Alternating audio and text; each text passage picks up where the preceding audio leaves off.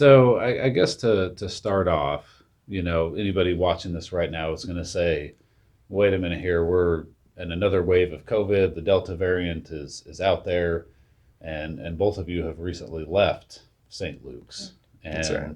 and I mean at a time when we're in the crisis standard of care, and there's all this stuff going on. The very first question people are going to have is why, why did you leave now when the hospital needs you the most?" Yeah, and that's an awesome question. And if you would have asked me the same question in June, I would have said I'm not going anywhere. But shortly thereafter, I don't remember the exact timestamp, but I'll say mid-July, St. Luke's had announced that they were going forward with the vaccine mandate.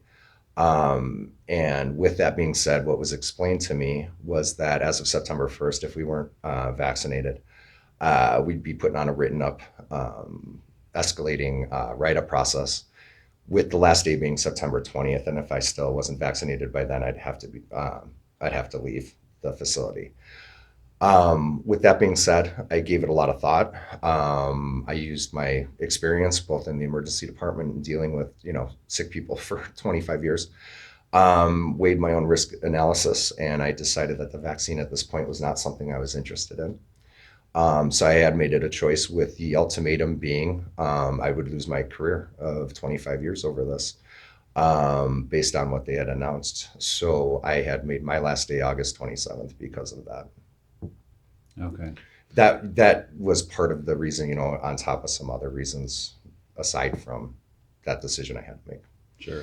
And we'll get into that in a moment. What about you, Katie? And mine are a lot different. I did get the vaccine. I didn't want to. I initially said that I wasn't going to do it, and then I got a lot of peer pressure, both from family and coworkers, and I did get the vaccine. But I left for kind of different reasons, and a lot of it was because they didn't support my coworkers. These are people I've worked with for years and years, and St. Luke's hasn't been supportive in a lot of different ways, not just the vaccine, just the way we were treated. There's a lot of different reasons, management. And so I left for that reason. I just couldn't work for a company that didn't support their employees better than they did.